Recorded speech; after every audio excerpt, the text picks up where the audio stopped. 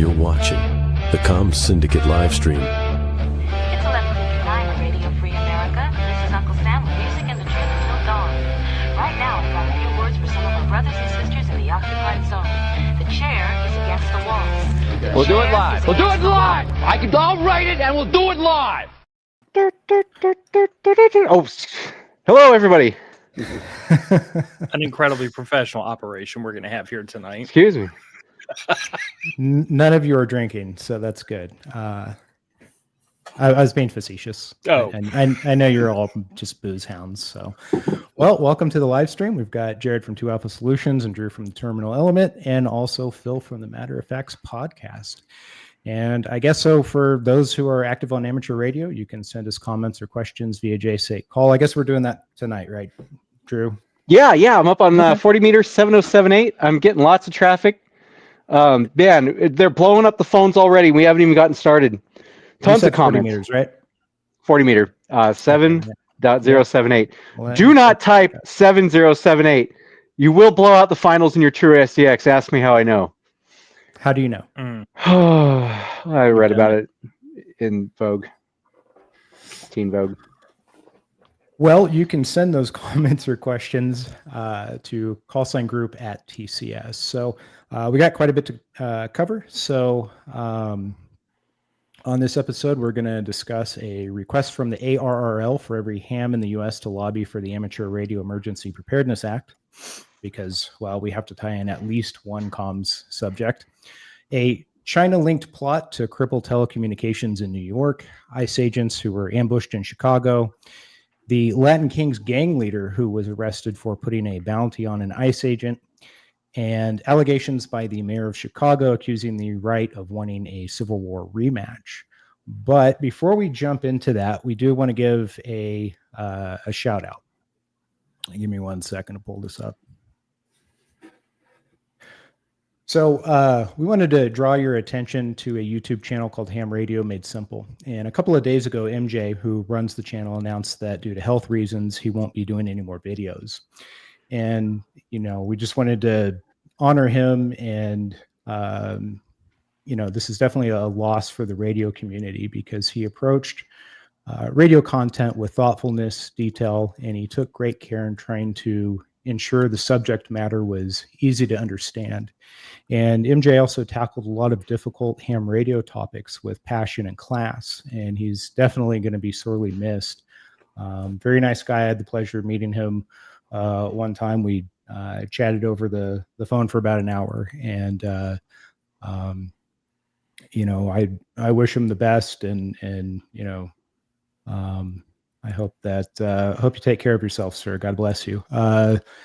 Drew, do you have anything? I know you've talked to him over the years. You know him much better than I do. Is there anything you wanted to throw out there?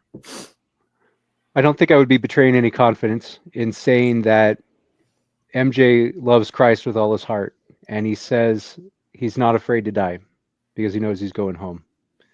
So I'm not going to pretend that a guy with 5-figure subscribership is watching our little channel right now. But MJ, if you are watching, I wish you the happiest quality of life, best quality of life in your remaining years here. And I'm very sad to see that you had to hang it up because of health reasons. But you know what? We're going to be all there. And hopefully we all end up in the same place someday. We can all play with radios in heaven. Because otherwise, I really can't figure out a reason to go to heaven, honestly. Unless there's radios. Unless we got some walkies, some sick Cobras. Probably got something better than that, hopefully. Brandmeister DMR, Drew. You're thinking of the wrong opposite place. I think that's the direction down. So I did pick something up here. You can. Do you recognize that noise? If that even came through the microphone. I heard it. I think I heard it. Yeah. Sounds like a TYT MD390 plus. You knew it. Wow. Yeah. That's what it sounded like. Yeah. Well, so you actually broke down and got one, huh?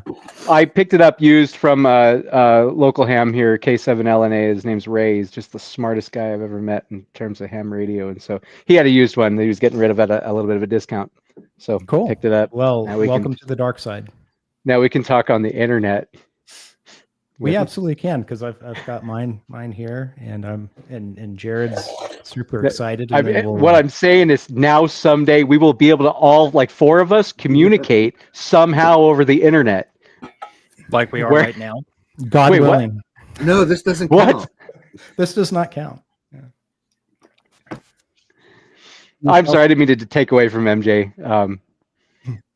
He would have enjoyed this conversation, I think. Maybe we'll see. Was he into DMR? I don't believe so. He was an HF. I think he was just super interested in HF, and he wanted to bring people together, and he still does. I'm not going to speak about him. Shouldn't speak about him in the past tense. It's terrible. No, he wants to bring people together and encourage resiliency in communications, especially long range communications. So, I don't know if that DMR quite fits into that, but have him as a guest. I know we had talked about it, and but anyway, if MJ, if you happen to be watching, we're thinking of you.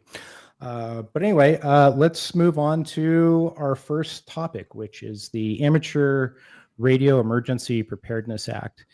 And so basically, I'll set this up and then we can discuss this. But basically, it's a proposed federal legislation, I can't talk tonight, to protect the right of amateur radio operators to install antennas, even in communities with HOA restrictions. And I'll show you what that looks like. If I can add it to the stage. So basically, it aims to prohibit HOAs from banning or severely limiting amateur radio antennas, similar to rights for TV antenna users. And one of the other goals is to establish a clear approval process for antenna installations and grant amateur radio operators a private right of action to enforce these rights. And so the ARRL is taking it upon themselves to lead a grassroots campaign to pass this. They're calling it a bipartisan bill. And if signed into law, would prevent private land use restrictions from prohibiting or excessively restricting the installation, maintenance, or operation of amateur station antennas, but also allows for restrictions that would require antennas to be structurally safe and compliant with manufacturer specifications, zoning ordinances, and building codes. So overall, the intent is to set limits on HOA approval processes for antennas and exempting certain categories of antennas from prior approval requirements altogether, and give amateur radio operators the ability to sue in court to resolve disputes and enforce their antenna rights. I could be mistaken, but I thought there was a similar bill a few years ago that was introduced into legislation, and maybe there were some other iterations of it that were similar before that, but I don't think it got very far, so that's why they're introducing this one. I don't know. What do you think the chances are this bill will be signed into law once Congress decides to reconvene? What would be the quid pro quo on that? What would the opposition to that get out of it? The sombrero memes will stop if they reconvene and approve this. So, do we have to trade healthcare for illegal aliens for have some sweet antennas out in the yard? You might have to. But I mean, I'm pretty sure that there was something similar to this. Like I said, I don't think it got very far, but I don't know what, even if Congress was in session right now, I really don't know if this would even get signed, because it would be a leg up, certainly, for amateur radio operators, but who have an HOA. I don't see why it wouldn't get signed, but I don't see why it would either. I mean, I don't think they really give two shits one way or the other. I mean, I don't think your average congressman cares. And this is, if you think about the fact that if you think about all of the active amateur radio operators that are in the U.S., and then you think about the percentage of those that are actually like politically active and willing to get out of their ham shack long enough to write a letter or call their congressperson. It's like 50 people.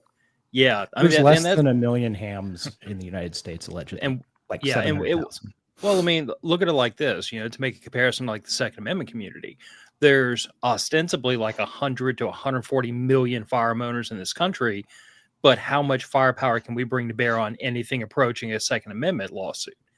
You know, it's like the proportion that is politically active is always going to lag behind the total population. And at the end of the day, Congress works off the squeaky wheel premise. The squeakiest wheel gets the grease. So why do you think that is with the internet? The NRA has like millions of members, and yet or the moneyest wheel gets the grease. maybe that money and squeak amounts to about the same thing. Amateur anything doesn't really sound like money. Well, the problem is that you consider the fact that like the majority of your ham operators are probably not in this proportion where like them putting up an antenna in a tower in their backyard is an issue with an HOA. So they're not gonna get off their butts and actually do anything about it.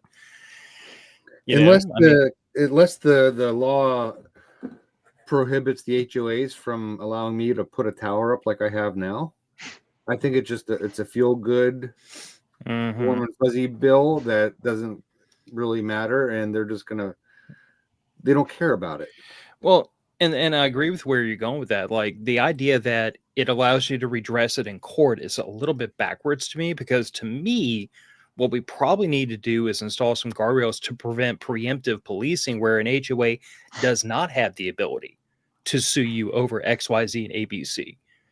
You know what I'm saying? Like the idea that, okay, the HOA can drag your butt into court. You have to go get a lawyer. You have to take time off of work. And then you might be able to convince the judge you're on the right side of right. That's one thing. But to install guardrails, say the HOA has no legal standing, period, in discussion, where you can literally send them a letter and tell them to jump off a cliff, that's probably where we need to wind up. Although I feel that way about most things. Pam Bondi would say that's hate speech. Pam Bondi is a retard. And I don't mean like developmentally challenged. I mean, she's freaking retarded. Sustained. So not a fan is what you're saying, Phil. Listen, I am not a fan of any. Now, sorry for derailing you there. No, you just saw like you saw the campfire right there, and you had the handful of gasoline in your hand. You just couldn't help yourself. But there it goes. Whoops. I don't know. I don't like preemptive policing. I don't like the idea that an HOA can tell a person what they can or cannot do on their own private property. I don't like the idea that they get to drag somebody into court over stupid stuff when it's like if you don't pay the mortgage or the property taxes, then what goes on in these four corners is none of your damn business. Have a good day. Who owns the property? If I paint my front door the wrong color green, you're gonna freaking take my house away from me. Okay, but who owns the property in an HOA? Terrence, you have some insight into this. How does that legally structured? How is it legally structured? Sorry. Well, we own the property, at least for our HOA. I had one. Not all HOAs are bad. The house that I lived in before my current one, we had an HOA and it was like $7 a month, and their only function was to maintain the tributaries around the property. So basically, it was flood control, and they used that money to maintain those little, like I said, those little waterways. And so, other than that, they didn't really interfere, and I was able to put up, my amateur radio antennas and all that stuff. Now this HOA, basically, they are a little more restrictive. If you do paint your door a different color and don't get it approved through the architectural review board or whatever, they'll fine you until you change it back. But as far as who owns the land, as far as I know, we own it, but there's certain restrictions that govern the use of what we do with it. For instance, I have a couple of repeaters in my garage. I have a GMRS and 2-meter repeater, but I can't put my antennas any higher than the ridge line of the roof. I think under, if this were passed, I would be able to probably get away with putting those a little bit higher and, helping out my coverage area a little bit better, maybe slightly. But how are you bound to those rules then? Is it some sort of durable line in your deed? He pays $7 a month and signs his rights away. Well, that was the old HOA. This HOA is actually not too bad. It's like $30, but there are some HOAs that are like $800. Well, I'm just trying to understand how are you legally bound to abide by those rules? So I can't speak for Terrence's situation, through but the my CCNRs. dad. Yeah, I was about to say my dad I believe still is involved in his HOA. And from what I understand, basically when you purchase a property within that HOA, one of the documents you sign that you never pay attention to is basically, I agree to abide by the restricted covenants, XYZ, ABC, yada, yada, yada. Basically, you're granting them the authority to put you in a legal bind if you piss them off. Now, I think, I've had people say, well, why not, run for like HOA president and get your friends on the board and then just agree to dissolve the HOA. And it's not really that simple because I believe when they, like in this instance, when they created this housing community, they did all of the deeds based on, having an HOA. So if you dissolved it, I think you would have to redo everyone's deeds and probably, go through the mortgage process. I think I tried to look it up one time. I'm not entirely clear how that works, but I think that's, somewhat true. But like I said, maybe if something like this does pass and I've got a little bit of legal standing to be like, okay, well, this clearly supersedes HOA rules. It's it's a federal law, so there's really not much you can do to me. But if it was signed into law, do you think those that were previously prevented from putting up antennas under any kind of HOA restriction would actually set up stations for backup or emergency communications for their communities? Or do you, like you were saying, do you think it's just a feel-good thing to have? I think it's a feel-good thing to have because I think what will happen is now the HOAs will require under state law or local law that any kind of structure that you put up antenna wise, even if it's just a simple mast on your house with an antenna on it, that you're going to need some kind of an engineering stamp and an electrical stamp for proper grounding and bonding. Which you probably should anyway. I mean, if you put a fence up that's 7 feet tall, you have to have that engineered, in some places. So, I mean, I don't disagree with, maybe having someone make sure that, if you put up a tower, the foundation or the footing for that is reviewed by an engineer. I don't have an issue with that, but I do, though. It's not the issue of them having them review it. It's the fees that would be associated with it. It's just, I think, to me, it's more of a money-making thing. Yeah, I mean, if the engineering fee is like $5,000, yeah, that's a little ridiculous. But well, it's not just the fees involved; it's the fact that, like, the minute now, I'm going to use slippery slope fallacy, so y'all forgive me, but like the minute you go down this road of, well, we should only allow what restrictions are reasonable, then I have to ask the question, who gets to decide what's reasonable? Because the angry Karen or the fuddy old man down the street that doesn't like ham radio towers is going to raise the bar as high as humanly possible to make sure you cannot put up a tower because he doesn't like them. It's the same argument about concealed carry permits. The minute you say, well, it's reasonable, antenna regulation, Phil. Yeah, well, but here's my issue. My premise has been proven true by history. In those localities that do not like people carrying guns, they just make the requirements so onerous that most people will not, and it cools people exercising their rights. So, like, well, you make a good point because it's like you hear the same arguments about firearms legislation. It's like, well, about everything. We need common sense gun legislation. And it's like, well, whose common sense are we using? Because if we're using the common sense from some of the people we see in the media and running around protesting, I don't want to use their common sense. Yeah. Now, I mean, me personally, I'm a small L libertarian. I tend to operate off of big boy rules. If you do dumb stuff, you're legally liable for it. You get to redress it in court. But if you want to have a discussion about, like, can you put up a tower under X amount of height without any of that nonsense? I think there's a realistic limit where you say if you want to put up a 200-foot tower in your backyard and it could strike your neighbor's house, we probably need a little bit of guardrail in place. I believe there is something like that already for amateur radio antennas. It's like, which means there probably doesn't need to be any additional legalese around it. If you want to put up a 20-foot tower in your backyard, just go do it and tell the HOA. I remember that being part of I think it's like in the tech exam or something, but yeah. I want to answer your question, Terrence. I think this is a popular enough topic. It comes up enough that I think there will be a substantial number of people who would take advantage of that. And of course, there'd be some people who are too lazy. But I think it's a I mean, it's a hot button issue on all sorts of web forums and YouTube channels. We just had the HOA radio guy on the TCS, right? So, I mean, Yeah. I think there would be people who take advantage of it, but I believe this is being billed as some sort of emergency preparedness act.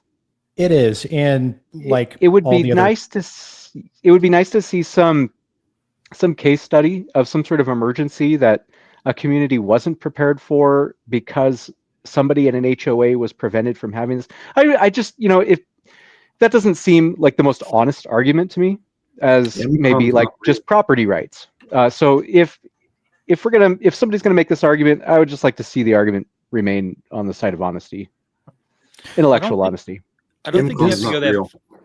We'll definitely segue into one of the topics that we're going to get into, which is that sim farm that was created in New York City that was discovered, but which had the potential of knocking out the cell network. I mean, I know a lot of people probably laugh at the whole emergency communications thing, but that's a use case for it. It really is. And I agree with you. I think if we're going to have these kind of discussions, it needs to be intellectually honest. But are there emergencies that have taken place that the antenna below the roof line, or the hidden Slim Jim, or little black wire up in the tree in the backyard that's HOA compliant, that wasn't adequate? It would just be nice to see some case study like that. Oh, yeah. I hear what you're saying. I mean, right now, my repeaters pretty much do what I intended. They cover my neighborhood. I'm not trying to reach the whole valley or anything. They do get out pretty far in certain directions, but I'm limited by terrain as well. I've got there's some features geographically that prevent the signal from getting out to certain directions. So, that's not the HOA's fault. This is VHF, UHF. Mm-hmm. But that's not the HOA's fault. And even if I was able to put my antenna a little bit higher, I mean, you should have the HOA take those terrain features away. Right. So I'll give an example of HF communications from an HOA. I believe our friend Random Wire lives in one. He has a very nice house, and he hooked a 1 to 9 unun up to his rain gutter downspout and created a random wire antenna from his rain gutter. So, and he was reaching me out here in Idaho. And that's crazy. I'm not going to give away where he lives, but he lives quite a distance away across the country. So, that's an HOA compliant antenna that he could conceivably reach the entire continent with. And, so if there was some sort of HF, some sort of emergency requiring HF, he's still pretty good. So I'm just curious who this is prevented from responding to an emergency. Probably under some of the most restrictive HOAs that you can probably find is my guess. It sounds like probably enough people have complained about this that are in that circumstance. I've never been in it, so I can't speak firsthand about it. My HOAs have not been that bad. But maybe there are some people out there who are like, yeah, it's terrible. I mean, the problem is that everybody has that one HOA from hell story. Yeah. To prove that there probably is an HOA out there that would pitch fit over a 10-foot antenna mast in your backyard. Sure. And there's probably some that would throw a fit if they knew. Like, I think in some cases it's probably more about the Karen snitching on you. That's like, oh, he's using a rain gutter as an antenna, and he can't do that because that's against our CC&Rs. Like, that there's got to be something like that where it probably boils down to snitching and not necessarily that the HOA saw your antenna in the backyard or something is my guess. But I'm just speculating. But really, they're supposed to. But briefly, so for those of you who are watching who are hams, just a little bit more about this. We'll jump into our next topic. So this bill, I guess, was introduced in February 2025. And again, if you want to submit a letter, you can go over to the ARRL. You can find this article pretty easily, and basically they're just requesting that hams go to the arrl.org/HOA. You enter your call sign, press the red Send My Letters button, which will basically send your correspondence to your elected officials, encouraging them basically to support the bill. And that's pretty much all there is to it. So, but with that, I personally would like to see it signed into the law, and maybe it will help more people get interested in having a radio as a backup communications option. And so that will kind of segue into our next topic, which is that plot to cripple the telecommunications network in New York. And so let me just jump over to our next little thing here. And just to correct what you just said, given the number of people that only use cell phones and don't have landlines at home, crippling the cellular communications network is basically crippling all comms for a substantial portion of people. Yes, it is. Whose fault is that? I didn't say it was right. I'm just telling you the way the statistics break out, brother. Well, you Fair, should probably fair. have a landline in addition to your cell phone. But You should probably have a radio, but neither here nor there. Right. it's good to have layers of comms, I think. But Yes. But on September 23rd, ABC News had reported, and this was the first news story that broke, a plot uncovered by Secret Service, basically, as I said, which would have crippled New York's telecommunications network. Then on September 29th, they followed up on that story, stating that the plot to cripple the telecommunication system was bigger than they initially realized. And basically, what they had discovered were additional locations and more equipment. And they're still kind of working to figure out what the ultimate goal of what the Secret Service claims was a China-linked plot that essentially would have crippled every cell tower in New York. It would have jammed 911 calls and really just would have caused chaos on the cell phone infrastructure. So what they discovered were about 200,000 SIM cards at a location in New Jersey. And that's in addition to when they initially reported this story, they found 100,000. So about 300,000 SIM cards in total, along with hundreds of servers that were recently seized at 5 other vacant offices and apartments. And basically it's in and around New York City. Basically, the equipment that they seized was capable of sending about 30 million anonymous text messages every minute. And so they're saying that that would have overloaded communications and crippled the cellular service. According to Blaze News, who cited sources within the Department of Homeland Security and the U.S. intelligence community, they basically said that these SIM farms had been operational for more than a year, and they were operated by China's Ministry of State Security. And the Chinese Ministry of State Security is an espionage agency that's grown in prominence and global activity in recent years. And this is according to the journal China Leadership Monitor. The ministry employs approximately 800,000 people, which is almost double what the Soviet KGB had at its peak. And allegedly, it operates worldwide at a scale and tempo not seen in decades, according to the China Leadership Monitor. That's something, I guess, that they wrote recently in a newsletter. So far, authorities have not made any arrests. And I guess one of my questions to you guys is, what do you think would have happened if these SIM cards, basically, if they pulled the trigger and crippled the cell network in New York City? I believe there was a blackout in the 70s in New York, and it was just chaos for a couple of nights. And then we had a blackout in 2003 on the East Coast, and that was a little bit unnerving because that was right after 9/11. How do you think people would have reacted? Pure pandemonium. Yeah, like they wouldn't have been able to log into their Grindr accounts there in New York City. So how? Goodness, coming out swinging tonight, Drew. Well, but Drew, you're being facetious. But I mean, think about Think about 5 just perfectly average neighbors that you know that live close to you. How often do they touch a cell phone? How many things do they do on a daily basis using their cell phone? And do they have any ability to do those things without their cell phone? Shutting down a dopamine cellular level network. would have gone down drastically. What was that, Jared? The dopamine level across New York City would have drastically reduced. Yeah, well, not just the dopamine level. I mean, if you shut down tech circuits, you also shut down data. You're talking about shutting down commerce. You're talking about shutting down people being able to pay bills, pay mortgages, pay rent, because everything gets done electronically these days. You're talking about the first layer of communication, at least around here. Most law enforcement officers use their cell phone as a primary, radios only as a backup.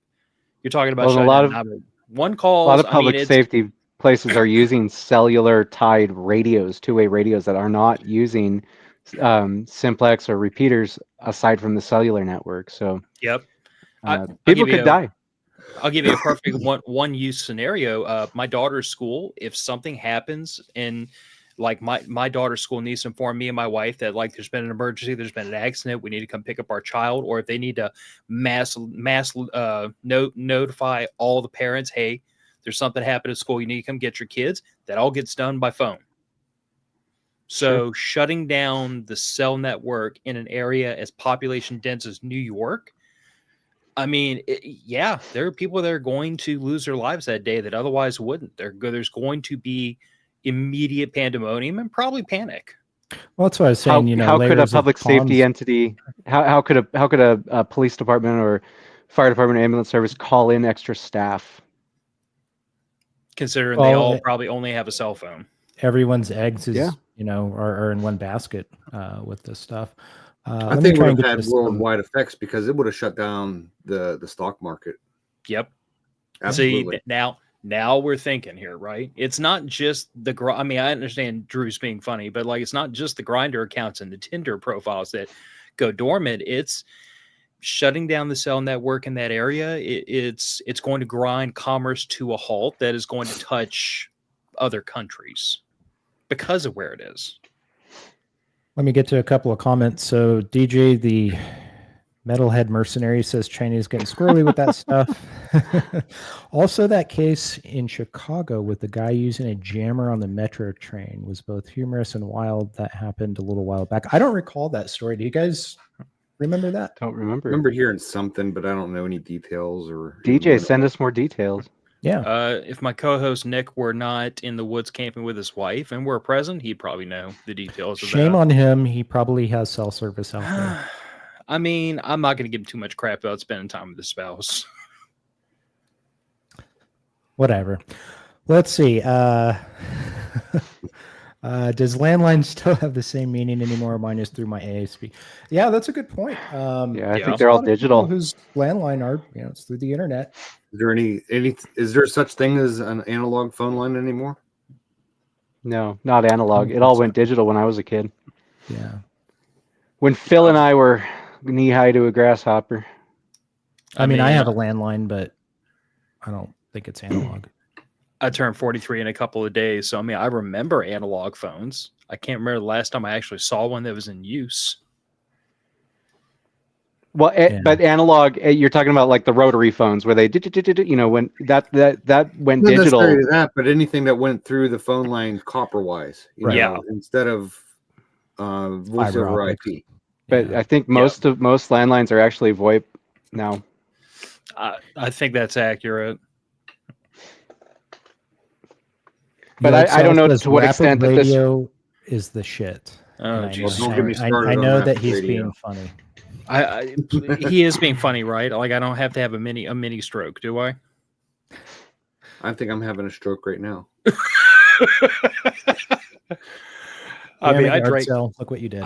I brought coffee to this podcast, expected this to be like, not off the rails. But if I need to go get whiskey, I'll be back in 5 minutes. Gonna need a little adjunct for that coffee. So, Jared, Sweet. It looks like you have some links regarding the cell jamming incident. So you got some homework. Yeah, you got to check that out. Expect a report. ASAP. So while you're looking that up, if these have been operating for over a year, how did they go unnoticed for so long? And I don't know, what do you think that says about surveillance blind spots? I mean, because, we've passed things like the Patriot Act, so that way the government can be in your ass about everything. And yet something like this is going on under our noses. I can tell you that no matter how much power we give the government, they will always be happy to point at something like this and say, but if we'd only had a little bit more, we could have prevented this. Mm-hmm. Find anything, Yeah. Jordan?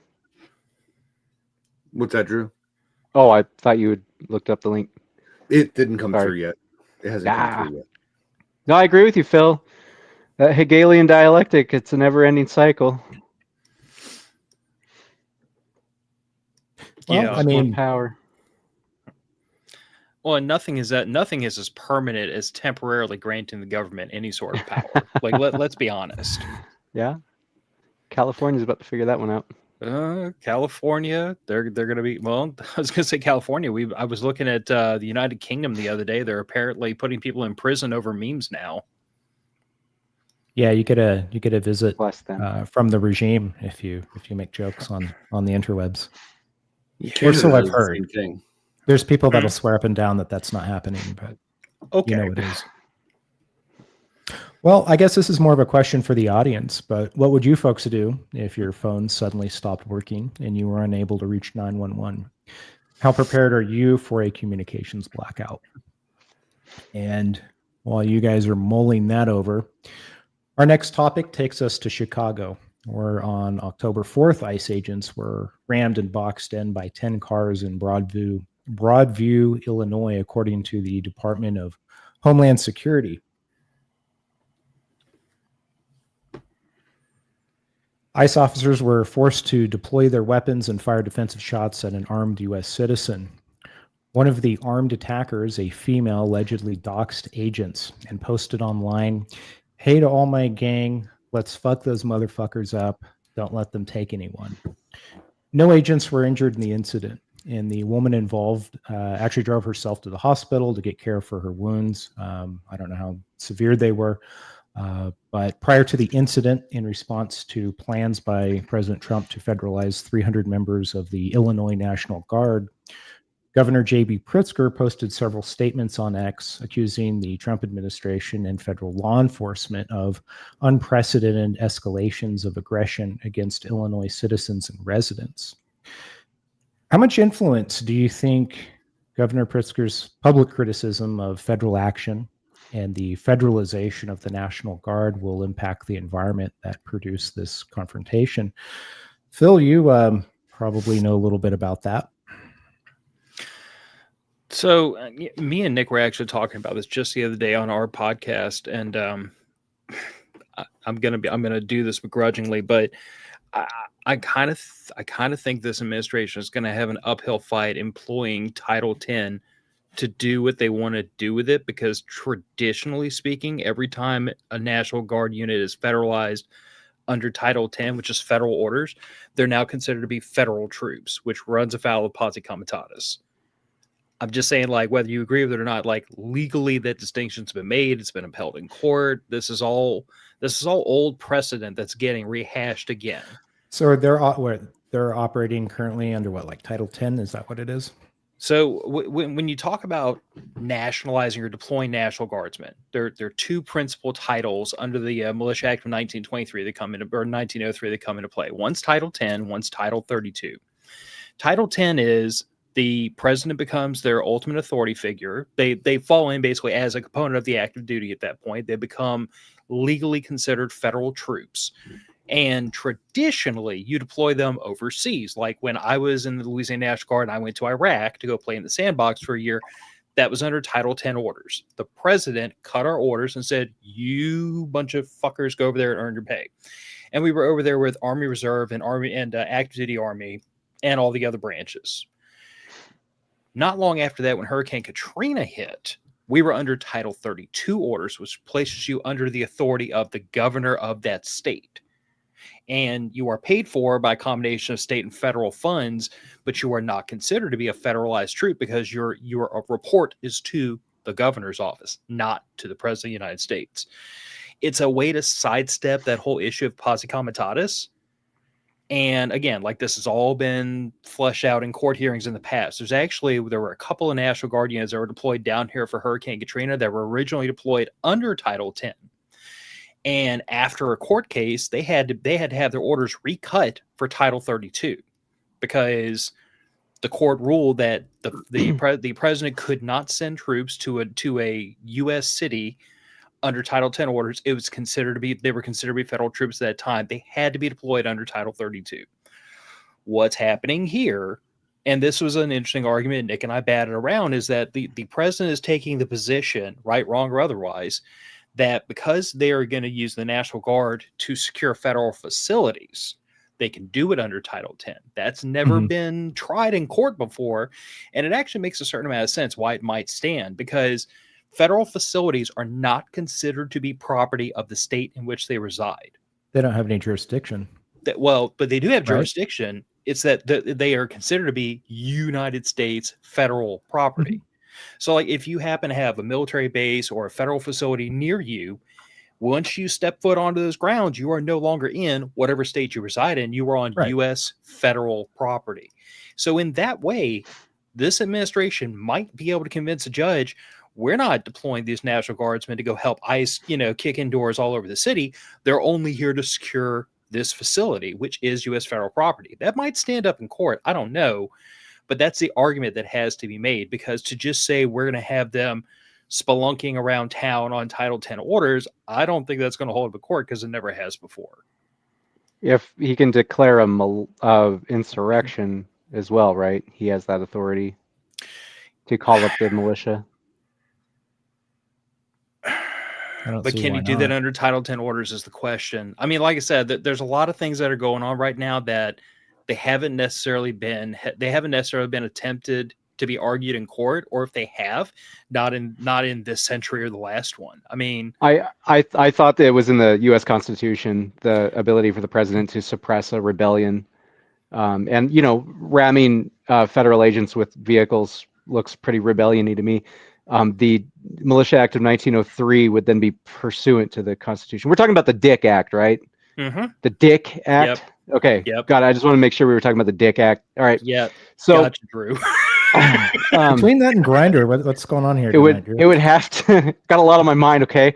I'm assuming that the Militia Act of 1903 would have to be pursuant to the U.S. Constitution. I don't think it could overrule his authority to suppress a rebellion with the militia. So. Yeah, you just have to convince a judge, and there are a world of opinions out there that this is in fact an insurrection and not merely a protest that should be handled by local police.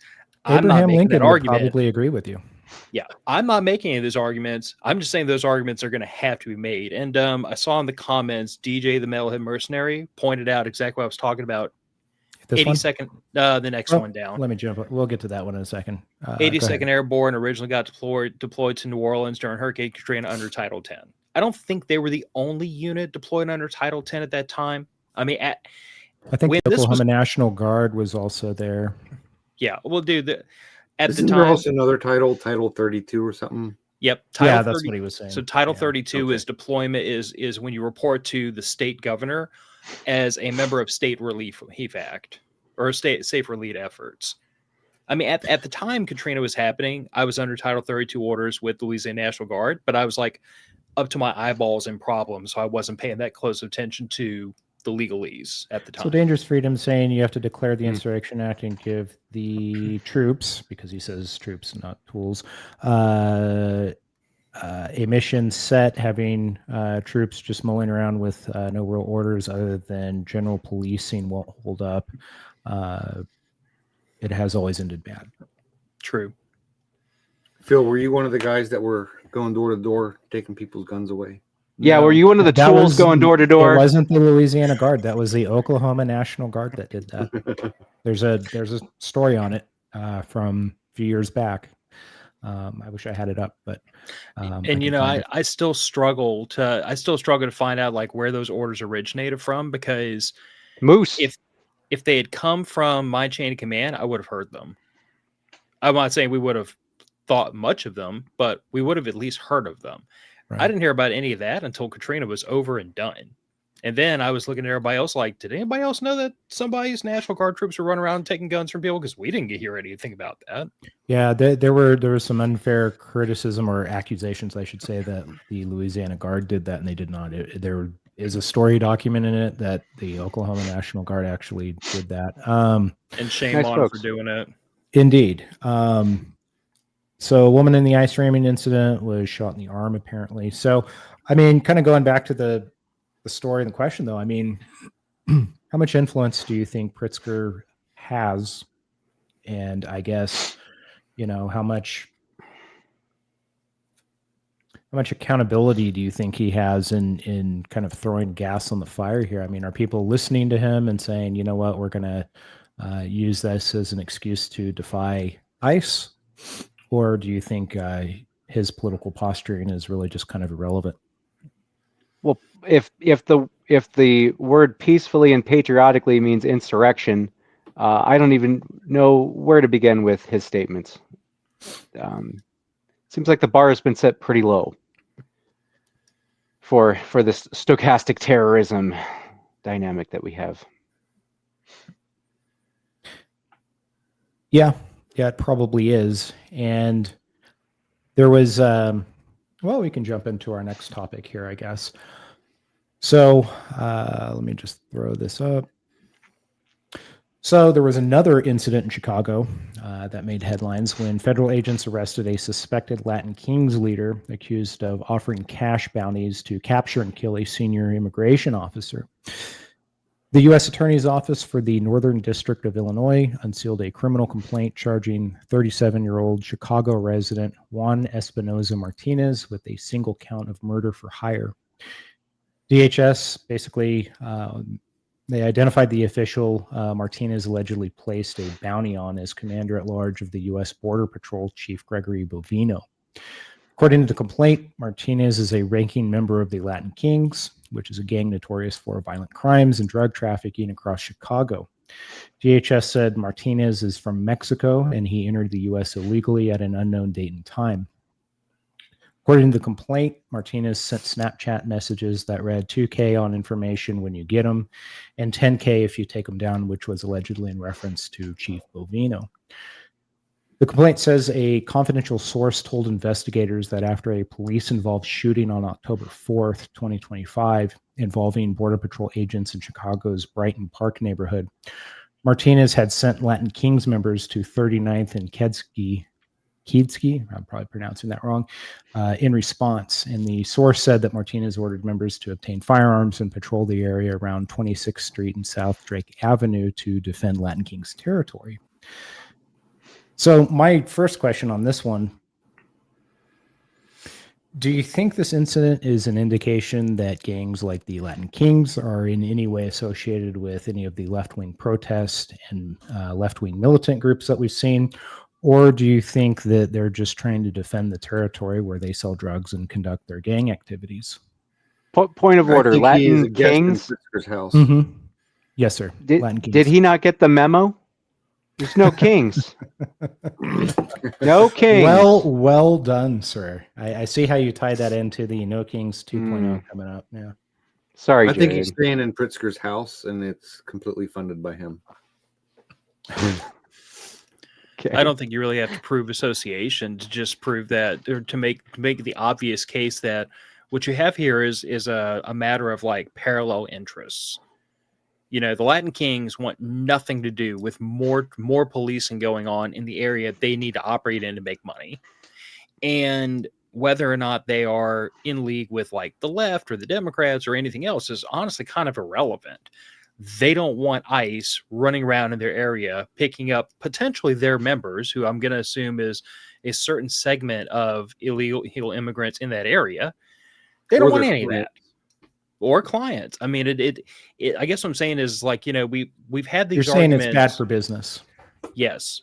And I'm also saying that, like, not we, the four of us, but like we people on ostensibly in the big tent that are the right have had these arguments about, like, well, is this group allied with this group, or is this group in league with this group? And I'm like, it doesn't matter. There's such thing as parallel interests. Like, if a whole bunch of people all don't like ICE for different reasons, It doesn't matter whether they know each other or not. They all don't like ICE. They all want to hurt immigration officers. So they don't have to all be like a part of a big cohesive effort if they're all flowing the same direction. The enemy of my enemy is my friend. 100%. But even better is that if you don't have to know the enemy of your enemy in order for him to do things that are aligned with your interests. See what I'm saying? Well, if they like that, then they need to do the right thing and call it some kings. I'll be honest with you, man. I don't want to beat Terrence to the punch on that topic, but like y'all have heard what I've said about the whole no kings thing. It seems to only flow one direction. When certain people are acting like kings, it's a-okay, but when other people act like kings, it's not okay. So like the Latin kings, like the Latin kings, or Joe Biden, or so on and so forth. All that Delaware kings. Yes. That all seems to be a-okay. It's only when the orange man is in charge that people all of a sudden get really pissy about the Constitution and their rights and everything else. Why do you think that is? Because, before he ran for any kind of political office, he was one of the darlings of the left. He actually donated, and admittedly so, to a lot of both Democrats and Republicans. He gave a lot of money to Democrat. Sorry. Well, he gave a lot of money. He gave a lot of money to those people, and then as soon as he ran for office, they turned on him. He turned on that dime. I agree with Drew 110%. Like love or hate Donald J. Trump, the man is like about a half a millimeter to the right of 1996 Bill Clinton in terms of his policies. Y'all brought up Pam Bondi earlier. That freaking nutcase might as well be Janet Reno's illegitimate child. Like this current administration, bipolar. Well, I mean, but she's bipolar. To be fair, like JFK, if he was alive today, would probably get run out of the Democratic Party. Oh, JFK would get run out of the Republican Party. What are you talking about? Like that's what I'm trying to say.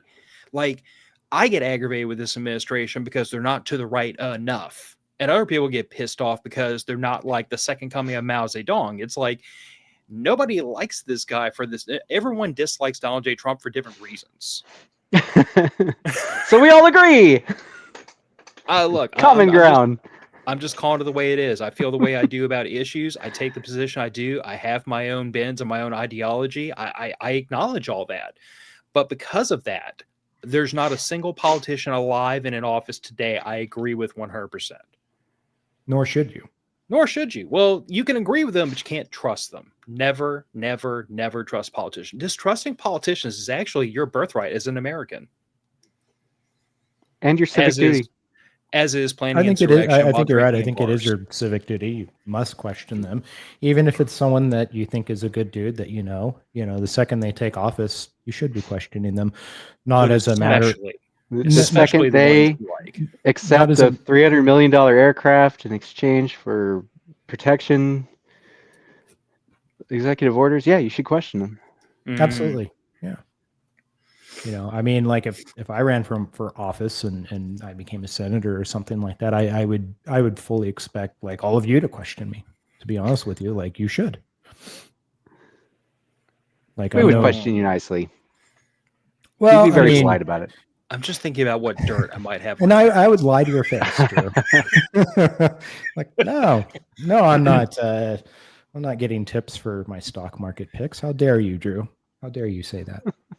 Well, when you're getting waterboarded with diesel fuel, we'll see how. Good God. Yes. How quick that changes. Dark real quick.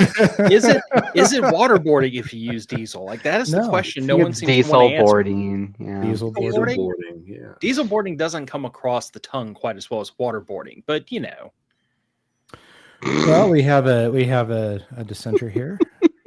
His administration is full of big talk and half measures, declaring Antifa a terror organization and then allowing them to continue to operate almost unchecked is one example. I don't disagree with him, but good sir, name me one administration that has not been full of big talk and half measures. Fair. Not in my life. I turned 43 in just 2 days. Fair. In 40. Happy birthday.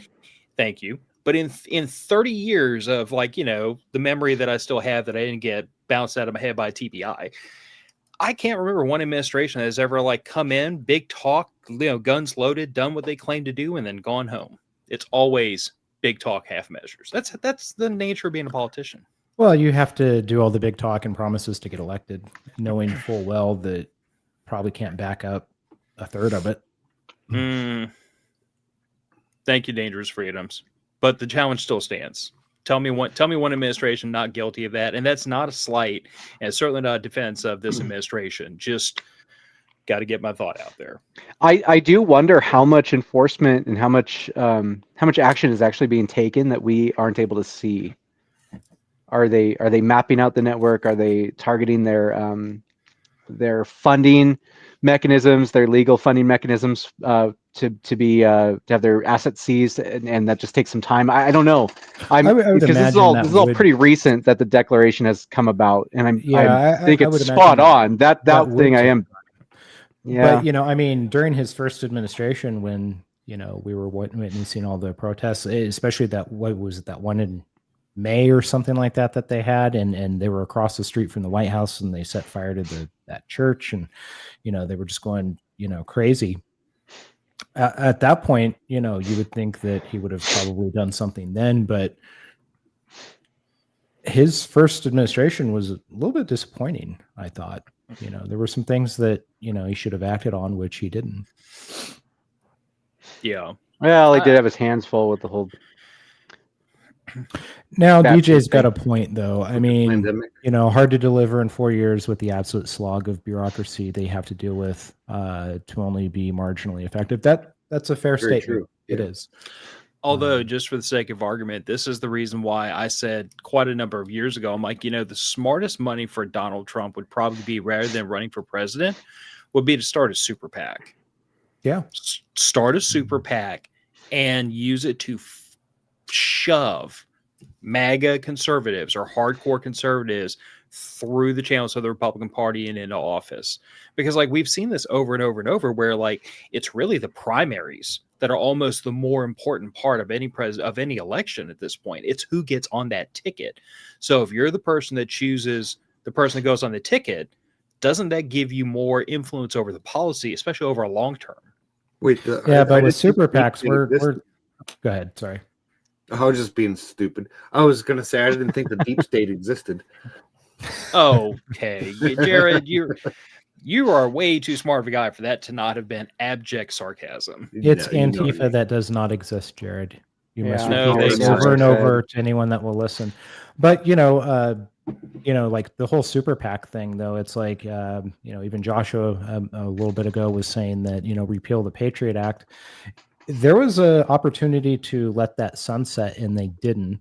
I think just a few years ago, and I think that the Patriot Act should go the way as the super PAC should go the way of getting rid of the Patriot Act as well, because they're basically just throwing tons of money at our politics, and whoever's got the most money seems to win. Okay, so two things. First of all, I don't think getting rid of the Patriot Act matters at this point, because even with the Patriot Act in place, the NSA has been caught doing things that still violate the laws, even given that egregious abuse of power. Huh? And they still don't do anything about it. But I guess that's my point. You repeal the Patriot Act, do you really think they're going to stop? I don't. So, I'm not saying them a little bit lesser. Stop spying on us, or stop spying on anybody. No, they're not going to stop. Why would they? Okay. So I guess what I'm saying is not to say we should repeal the Patriot Act, only that, okay, if we repeal the Patriot Act, we're still having faith that this bureaucracy is actually going to do what's legal, which I have no faith in them anymore. Well, but that's the thing is, that's why I don't want the Patriot Act, is because when you discover these things, what they, then it's illegal. We don't need to make it legal for them to spy on us. No, but I guess what I'm saying is that they already do illegal things for which they're not held accountable. So what makes us think that the currently legal things that would then become illegal will suddenly stop if they're illegal? We'll just hide it more. They'll just hide it. I mean, instead of allowing Edward Snowden to run off to Russia next time, they'll just friggin' slip something in his drink and he'll kill him from a heart attack at 30 years old. I mean, the interesting thing about him is, at the time there were a lot of people who criticized him, and they're like, and what he did was wrong, but Well, there were people that were like, "Oh, why didn't you go to your superiors?" And it's like, come on, give me a fucking break. Like, that's going to go nowhere. Like, if he went to, the head of the NSA or somebody, they're just going to laugh him out of their office. So, I mean, I understand why probably, he's saying, well, I felt like I had to do this. Is there an alternative way that he probably could have handled this? Maybe. I don't live in that circle, so I don't know for sure, but he probably did put some people at risk. You could argue he put people at risk, but I'm going to be really frank and honest. I don't think given the culture that is within the intelligence communities of this country, I don't think they would have allowed him to release his information through any legal channel. It would have been buried. He would have been thrown in prison. He would have been killed. They were not going to allow this to come out. So I believe you, because I think wasn't one of the things that came out of that, because it all ended up like filtering through like WikiLeaks and stuff, and then they released that Apache video of them like killing somebody or something, and that was like that was Bradley Manning. That was Bradley Manning. Was it Bradley Manning? Yeah. Which, to be fair, that looked like a shit kill, but yeah, I don't know what mechanisms there would have been to address that internally. Steve Marshall says our local Democrat senator has raised $21 million this month alone for his reelection, and that's the problem right there. It is the problem, but this is why I say I think Donald J. Trump starting like the MAGA super PAC, whatever, is probably the best long-term goal, because do I think it's right that money is what elects politicians in this country? No. But I'm also not enough of a child to think that that's not how it happens. So knowing that's how the game is played, why don't we play to win? Well, DJ brings up a point. How much of that is from ACPAC and other organizations instead of supporting citizens? Who knows? But again, I mean, they do have certain accounting standards, so I'm sure it's probably on a spreadsheet somewhere, right? I'm sure a really creative accountant could make it legal whether it's supposed to be or not. Right. But I guess what I'm saying is, like, again, knowing that's what wins, knowing that's how you win the game, why not win the game? A lot of people get really squeamish when I say things like that, because they say that it sounds like a moral, flexibly moral position. But I'm like, but if that's how you win the game, do you want to lose by the rules, or do you want to win? And that's why I say things like, okay, well, if we acknowledge that the best candidate on earth with a war chest of a couple $1,000s is never going to get elected, period, end discussion, not on the national stage, or a pretty decent candidate that's mostly aligned with our values has a pretty good shot if we get enough money behind him, why wouldn't we get the money behind him? I think it goes back to, well, you and Nick were talking about this, I think a couple podcast episodes ago, when you were talking about rules for radicals and how one of them is basically getting the other side to play by their own rules and using it against them, essentially. And the Republican Party is excellent at playing by their own rules and letting that be their Achilles heel. So when you ask, why not, play the game that, is currently being played, that's why. I think that they have some sort of weird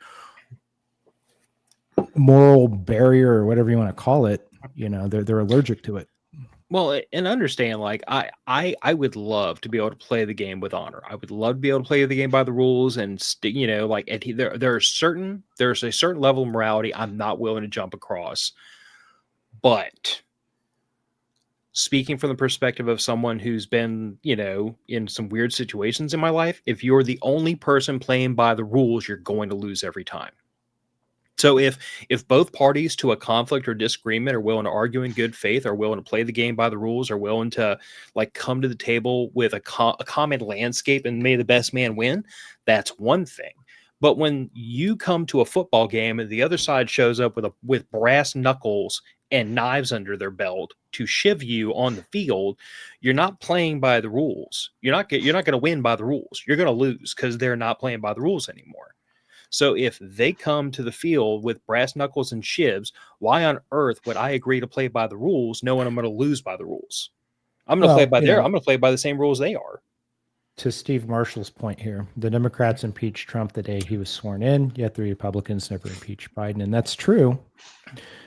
And I don't honestly believe the Republicans ever thought that Donald Trump would regain the White House ever. Oh God, and no. and so I think they said, you know what, the Trump era is over. It's done. And it looked pretty grim there when all those lawsuits were happening and they were coming after him. And it really looked like that they were going to dismantle his entire organization, his entire business. And, I think that probably on the Republican side, my guess is they're like, well, the Trump era is over with. So we don't want the Democrats to play hardball with us anymore. And we won't do that with them again. So we'll just leave it alone, is what I think.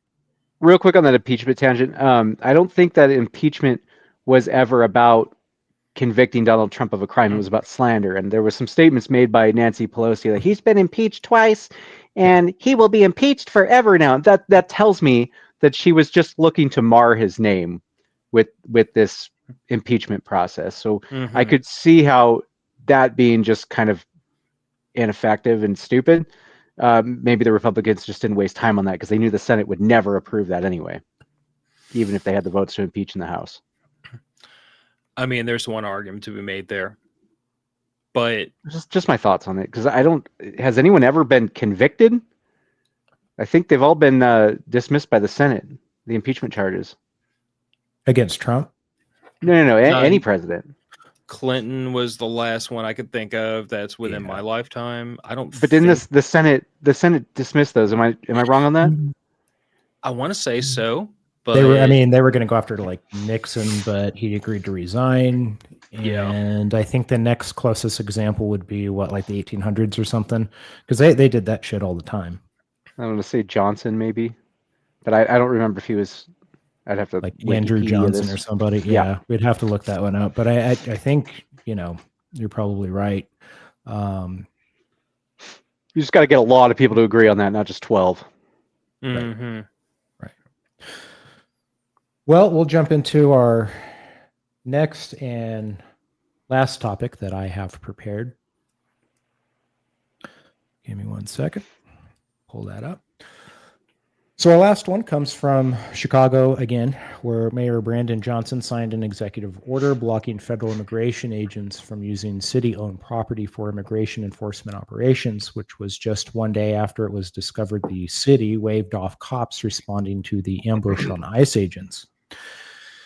Johnson has established ICE-free zones as part of his Protecting Chicago initiative, and at a press conference, he stated, "Today we're signing an executive order aimed at reining in this out-of-control administration. The order establishes ICE-free zones. That means that city property and unwilling private businesses will no longer serve as staging grounds for these raids." Were they before? I guess so. Says the Trump administration must end the war on Chicago. Johnson continued, the Trump administration must end this war against Americans and its attempt to dismantle our democracy. Oh, Jesus Christ. So I guess he says that he's directed Chicago agencies and departments to identify spaces that have been targeting, that have targeted ICE, that have been targeted during ICE raids, and post a clear message to federal immigration officers that the city-owned property would not be used for immigration enforcement, including, like I said, a staging area, processing location, or operations base. So to answer your question, it sounds like that was the case. He then went on to accuse the extreme right of refusing to accept the results of the Civil War, stating that they have repeatedly called for a rematch, but in the coming weeks, we will use this opportunity to build greater resistance. Chicagoans are clear that militarizing our troops in our city as justification to further escalate a war in Chicago will not be tolerated. The right wing in this country wants a rematch of the Civil War. Whoa. Guy needs to get on Wikipedia. Wind that back for me a little bit. Yeah, he made statements that the Republicans won't accept the outcome of the Civil War. I think the Republicans were very happy with the outcome of the Civil War. Yeah, he's saying that the far right fucking idiot basically refuses to accept the results of the Civil War and that, they want a rematch. I'm pretty happy with the results. We freed all of their slaves. I don't think he's aware that that almost every Boyka was a official Republican? in the Everyone that perpetrated Jim Confederate Crow in the States of South was a America- Democrat. well, everyone in the Confederate States of America and in the administration was a Democrat, except for two guys, I believe, which were independents. There's actually a list of all their cabinet guys and what their But- political affiliations are. Dumbass.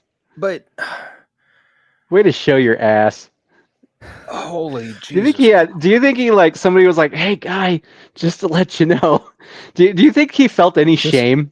Do you think he, or is that part of his brain just been burned out? I wonder if he's a product of Chicago public education, because if I so, wonder- that's like the best rule. That's the best example I can think of why the Department of Education needs to be. That sounded more like a product of crystal meth. What a dipshit! He's been on TV talking about this for several days now, repeating the same things, Moron. because we all know that if you repeat these things, then I guess it becomes the truth somehow. But Jared, were you aware that the Republicans won a rematch of the Civil War? Really? Yes, according to the mayor of Chicago, the Republicans want Civil War 2.0 because they won't accept the results of it. Interesting. Yeah, see, I thought that city property thing was like, like those goblins after the election. Like, if you voted for Trump, you can't have sex with me. Like, well, the wasn't an whole- issue. Your terms are acceptable, ma'am.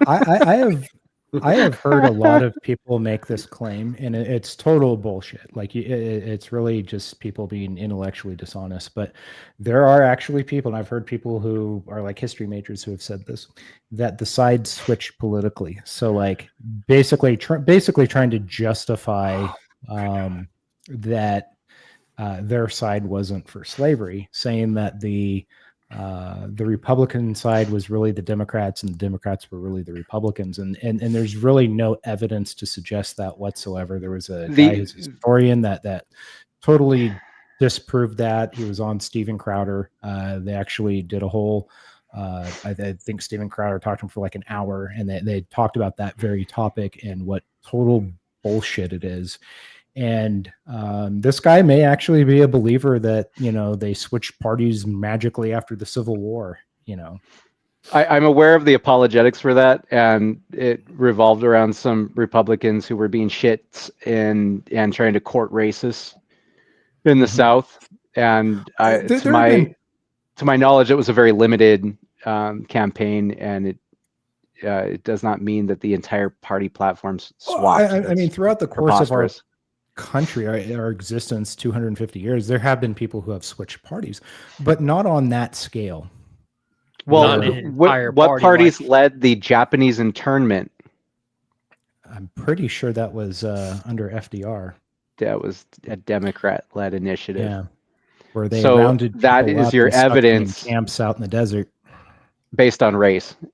Yes, And so exactly what they did. I think that's your evidence that the party swap didn't occur.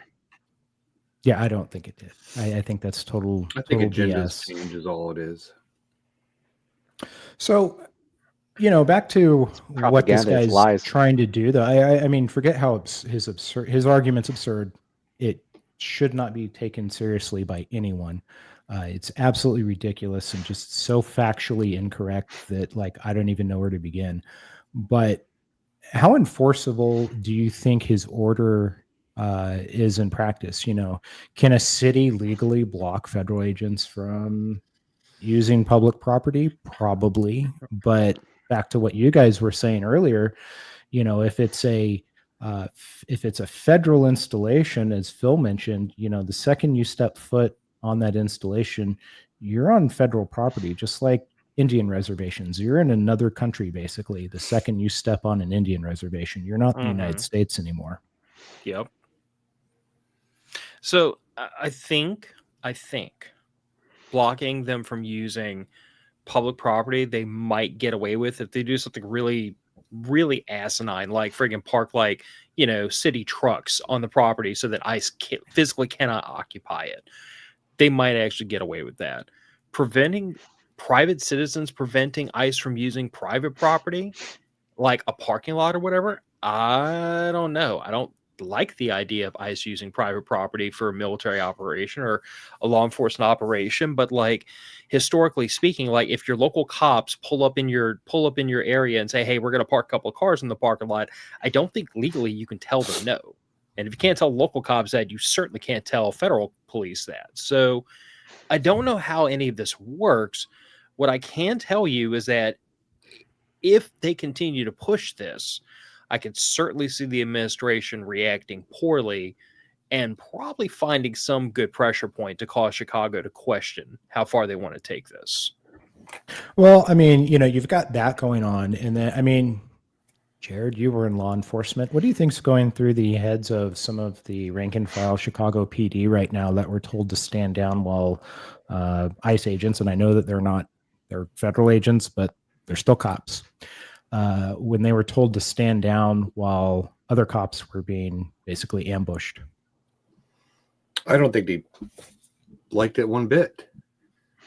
But if you do, if you go against the orders of your administration, the admin staff, you're not going to have a job. They're going to fire you right then and there. You're going to be suspended, and a week later you're going to be fired. Just if anything, just for insubordination. I listened to so they have no recourse. So if it's a life or death situation, and they're saying fuck it, we're going to go respond, because we would want someone to respond to us in a life or death situation. We're being shot at. We're being boxed in. We have no idea who's doing the boxing in. We just know people are doing it. They're shooting at us and they're trying to fucking kill us. And you go to respond, and then there's no recourse, if you're trying to save someone else's life. No, well, there is, but it's going to be tied up in court. It'd be tied up in court. I'm not saying you're wrong. I'm just for years, and you're still going to be unemployed. Fair. As a street cop, even as a lieutenant or captain, going against those orders. Now, don't laugh at me, but what about the power of the police union? Don't they have any pull? Again, it's going to be tied up in court. You're going to lose your job, and ultimately, that's the bottom line for most of those people. Is it's their livelihood and their main source of income for their family. Yeah, but if any of us here were being ordered not to help somebody who is being assaulted, because those are still people, those are still human beings. Yeah. Being attacked violently. But has there been any reports or anything of Chicago PD going in to help at all? That I don't know. If there was, I have not looked that up, in all fairness. So they don't have to assist with a ICE enforcement action in order to protect innocent life. This is just a call of this is just other officers that are saying we're being ambushed. We need help. That's all. So I could tell from the radio traffic that they did not agree with that. The dispatcher was confirming, the request to pull back all units. And the statement was not like, yes, pull them back. It was not an affirmative, I support this, pull them back. It was, those are the orders we are being given. That was the statement made on the radio. One of them was killed. That does not sound like agreement. Let's suppose that they were boxed in and one or two of them was killed. And it was discovered that, through the police chief or somebody, one of the aldermen or the mayor or somebody said, you know what, we told them to stand down. What culpability would they have, do you think? Zero. None. Why? Zero. They would talk their way out of it. Well, they would talk their way out of it. The bureaucracy would protect them. But last but not least, like the Supreme Court has made this case multiple times that police have no responsibility to protect private property or citizens' lives. I don't think any court is going to hold their feet to the fire that that the ICE agent dying is on that officer or on that administration. Just calling it the way it's it. I don't think it's on the officer. I think it's on the administration at that point. I don't think anything is going to happen. I don't even think the administration has a duty to protect. That's what I'm saying. Legally, I don't think they do. I think it's stupid, but legally, I don't think they do. And to Drew's point about earlier, he said that that's still human life, that's still a person calling for assistance. We do have to acknowledge the fact that like there is a not insignificant portion of this country right now that does not consider ICE agents, conservatives, or Trump voters to be human.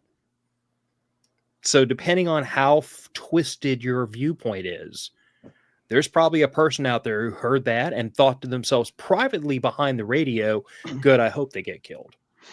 So I guess my question to that would be, what was the content of the oath those officers took? The oath doesn't mean much. No. To most. Look, you're talking about a similar oath to the one that military veterans took, and there's been plenty of them that have wound up on the other side of all these protests and these organizations. I don't even think it's a matter of the oath they took. This is just basic morals and ethics. Yeah, and standing by your word, your oath is part of those morals. Absolutely, part of that morality. What I'm saying is, officers. I don't think there's anything in that oath where you're going to go, oh, here's the line where it says you need to, do this. I mean, are there other situations where those officers would be okay just not helping somebody who they don't like or disagree with? But it's not just somebody they don't like or don't agree with, Drew. Think back to the episode that me and Nick talked about, rules for radicals. These people fundamentally do not believe that if you are an enemy of the revolution, if you're a counter-revolutionary, you are not human, you are against everything that is good, your very existence is repugnant to the will of the people. In their viewpoint, they do not acknowledge you as one of their countrymen or deserving of their assistance. Like, yeah. I don't know. It would almost be the same as us saying that Nazis were human and treating them as such. Precisely. It's the same mindset, just in 180-degree fashion. Yeah. So Steve Marshall says, don't forget the Supreme Court ruled it's not LEO responsibility to protect. Maybe that applies to other officers as well then. If somebody would make a good argument to that effect. But like that's all I'm saying. Like I'm not saying any of this, Drew, to like say I disagree with you. Because I don't. I'm saying that the same thing we talked about a minute ago, where I talked about I'm not willing to play by the rules. If the other side isn't willing to play by the rules, I'm going to play by the same set of rules they are, and I'm going to beat them at their own game. The problem is that you are coming from the perspective of a moral person who has at least a baseline value on human life. And you're probably putting yourself in the position of those ICE agents thinking, if I was under attack and I was calling for help, God, I would hope somebody would come to my aid. Right. But you're applying that unconsciously to a group of people who fundamentally do not think the way you do. And they do not see those ICE agents as human beings or people or their fellow countrymen. They do not see them as law enforcement officers. Their oath in their mind only applies to people that think and believe the way they do. Those people are enemies of our democracy. Those people are Nazis. They're fascists. They're not human beings. So them dying is not a problem. It's the HOA Karens. Yes. At the end of the day, that's what we're dealing with. Look at the number of people that wanted Charlie Kirk killed and that celebrated his killing. Look at the number of people saying that, oh, I wish Trump would have got shot. One of my clients said, "Oh, I wish they would have never missed Trump." You know, I tell this story. To be that callous is hard to understand.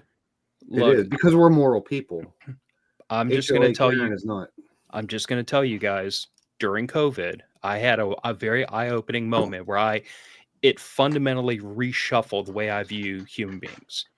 During COVID, I was one of the vaccine holdouts. I flat out told my supervisor, I refuse, not doing it. I'll fill out whatever paperwork you want, any religious exemption you want.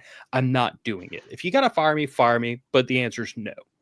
And when I said no, I meant no, I'm prepared to be fired. Do what you're going to do. At one point, I dialed into a work meeting, and the other 2 or 3 people that were just kind of chewing the fat because they were there early didn't realize I dialed into this meeting yet. And I literally overheard 2 coworkers that I had personally known for almost 10 years at this point saying that anyone that didn't get the vaccine deserved to die, Anyone that didn't vaccinate their children deserve to have their kids taken from them. These are two Oh. two older women that I've literally like met in person and like wished their spouses and kids well. And they didn't know me. They didn't know, like, they didn't realize what they were saying was aimed at me, but it was. And I fundamentally view people differently for that moment forward, because I realized when these people believe that they are well within their rights to unperson you and they think there won't be consequences, they will. And if they have the opportunity to put you on a cattle car, they absolutely will. They might not, but they're certainly not never gonna forget that. not gonna lift a finger in my defense. No. They're not going to lose any sleep if you are in that cattle car. Yep, because I am a bad person.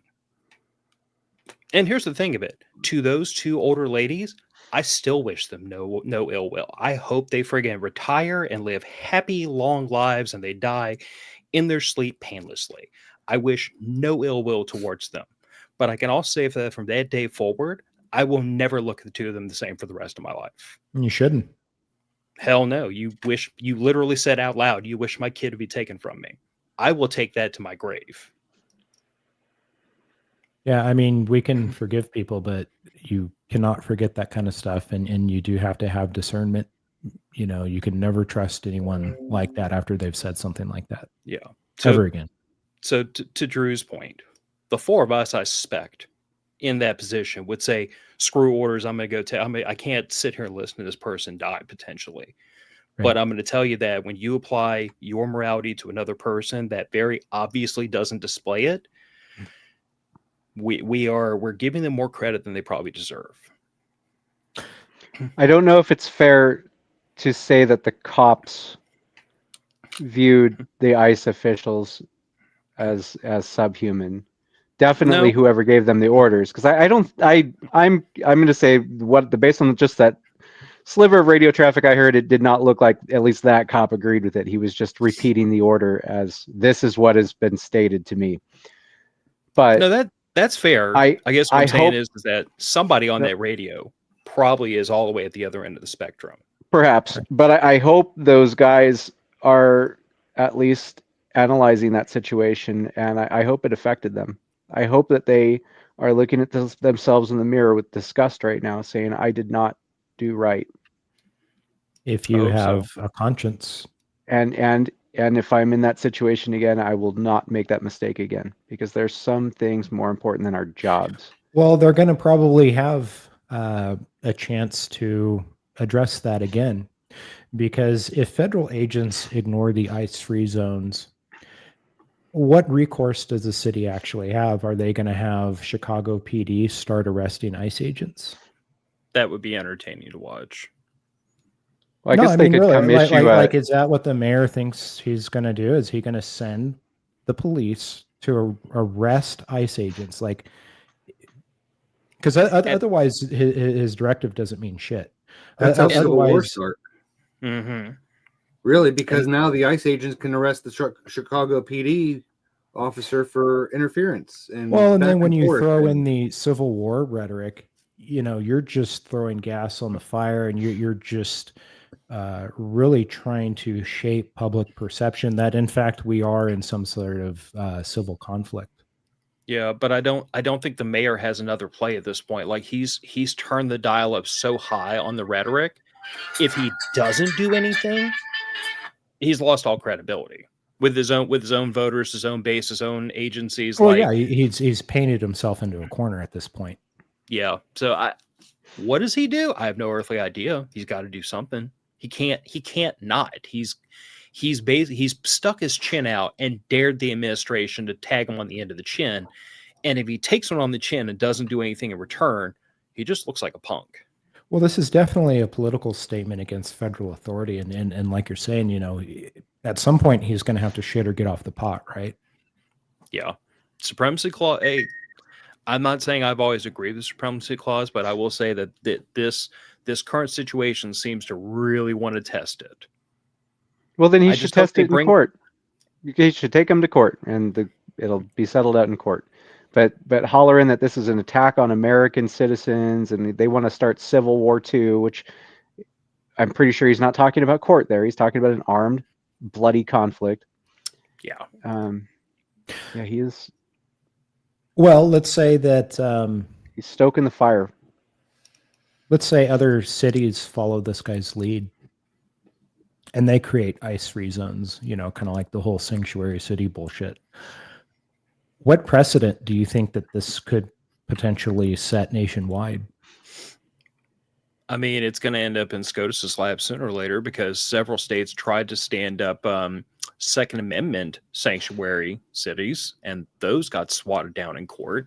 So if we have a sanctuary city where ICE isn't allowed to operate and a sanctuary city that gets torn up that you can have whatever guns you want, like sooner or later, this is going to wind up in SCOTUS's lap. And I don't know that Supreme Court is going to have the ability to constantly sidestep these big overarching issues.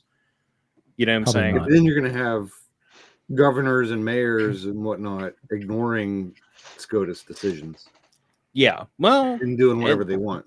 And to be fair, the minute you have that, you're in the situation where you have to acknowledge that the Supreme Court does not have enforcement powers, and they weren't really ever meant to, but the executive branch sure as hell does. Mm-hmm. And when a state is wholesale ignoring the Supreme Court, the executive branch is supposed to step in and tap on the shoulder and remind them, you are still one of these United States. And those justices told you to knock it off. I don't know if anything that I've said in the past is correct or not. I've been of the thought that we're probably in some sort, and I don't know where on the timeline, but I think we're probably in some sort of like American version of the Irish Troubles. Yep. I hope I'm wrong. I don't want to see any shit like that happen here. That would be like the worst fucking thing that could happen. I know you and Nick talked about balkanization. That would be way worse than anything we're seeing right now. A lot of people Balkanizing? Why? If we had balkanization, if the country split up and we had some sort of like national divorce and states took up sides like we did in the Civil War, that it would be pretty bad. But why would it have to be violent? Why couldn't that be a peacefully agreed upon divorce? Because there's no such thing as blue states, only blue cities. Yeah. I I have no belief that it would be nonviolent. There's no fucking way. There'd be a lot of arguments over resources. It'd get ugly. The first biggest problem is every military base in this country that's in one of the states that wants to secede, the federal government is not going to allow that land, that equipment, those troops to just go to this now foreign nation that's butt up against their own borders. You'd have a ton of arguments about water rights. You'd have a ton of issues about everything. Access. But take this down to a microcosm. Let's just look at my state, and then I have to bug out of here. I'm going to wind up in Hawk with my wife. But just take my state as an example. Let's say the state of Louisiana voted, and by some freaking miracle of bad judgment, 50.1% of the voting public said, we do not want to be part of the United States of America anymore. Damn the orange man, blah, blah, blah, blah. What's going to wind up happening is that you're going to wind up with Shreveport, Baton Rouge, New Orleans, and possibly Lafayette. And Lafayette's a maybe. That's a wild card. But you're going to wind up these three big metro areas that are all going to be run almost exclusively by Democrats, and they're all going to want the hell out of the United States because they don't like Republicans. They don't want to live under Republican rule, blah, blah, blah, blah. Literally, the rest of the freaking state, which is probably 80% of the landmass, is all going to say, to hell with that. So there are no blue states. There's blue cities. There's blue metro areas. And I don't think there is such a thing as a clean way to break this country at this point. It's not north versus south anymore. I agree with you. It's suburbs and rural areas versus urban areas. And that is not something you just split. It's not like shaving off a state, because the problem is that if you shave off California, for example, about 2/3 of California is as red as it gets, and they are not going to want to go along with what the coast and the knuckleheads down in San Francisco, San Diego, and Los Angeles are doing. And that 2/3 holds all the water for the rest of the state. They hold all the water. They hold a lot of the military bases. They hold a ton of the minerals. They hold a lot of the farmland. The rest of California has a bunch of tech bros and a lot of homeless people. They cannot sustain themselves without the tax cattle that is Northern California. Why do you think they've fought efforts to break up California so many times? But if they divorce themselves, or if they split off from the rest of the country, The rest of that state ain't going to want to go along with it. So then this big old state that's California is going to fracture even further. And that's going to happen everywhere. I know you have to jump, but before you do, I wanted to get one last thought from you. Based on just kind of everything going on right now, what is your gut feeling as to where we're headed? And then I have the same question for Drew and Jared. I think where do you think we're at? I think we're already, well, first of all, like, I think it's important to acknowledge that, like, not all civil wars are inherently kinetic, even though a lot of them end up going that direction. And we're already eyeball deep in one. We're already eyeball deep in a civil war that up to this point has been like fifth generational warfare. It's all been propaganda. It's all been social media. It's all been engineered. It's all been money, and it's all been lawfare. It hasn't gone full-blown kinetic North versus South yet, but it doesn't have to be to still be a very obvious civil war. So, like, the question of, are we heading to a civil war? Bubba, we're already there. It's been happening for years. War? It is 110% a cold civil war at this point. Whether it morphs into full-blown Irish Trouble style bombings and guerrilla warfare or not is an open question. And whether it winds up as a full-blown like Bosnia and Serbia situation, or, you know, like pick your nation that is fractured and gone to war with itself, whether it ends up there, I'm not sure yet. But we are already in the middle of a civil war. We have been for years. This is not new. The only thing that's really new is that more and more people are starting to be aware that there's something weird going on. Fair enough. But yeah, I appreciate y'all having me, guys. I swore to my family I wouldn't stay on with y'all until happy 10 o'clock at night local. Happy birthday to you. Thank you for joining us. Thank you. It was great chatting with you. We'll see you on the next one. Thank you. So, Jared and Drew, where do you think we're at based on what Phil was saying? Yeah, basically, I just think all unvaccinated people should die and have their kids taken away. That's pretty rough. That's pretty rough. I'm just playing. I think we are seeing a slow burn that could continue for decades longer. I don't have a whole lot of I mean, what could we really compare it to other than the actual Civil War, which fizzled for well, Dangerous Freedom decades. Thinks that we've been in low intensity conflict for 10 years. What do you think was the demarcation point there, Dangerous Freedoms? What do you think was the canary in the coal mine? If you think there is one. I mean, you know, if we compare it to like the Irish Troubles, you know, you could supposedly, if you depending on which historian you read, you know, they say it started 50 years before 1968. Then 1968, that's when it started getting kinetic, and then it lasted till 1998. So, I mean, to Phil's point about it being kind of a cold civil war, maybe it is. Maybe we're going to have another 10 years of this or more before something kinetic does happen. Well, I think it could even last longer than that. Decades and decades.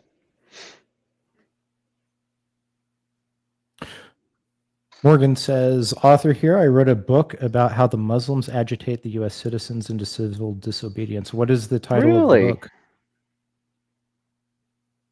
Is it fiction or reality? Or documentary?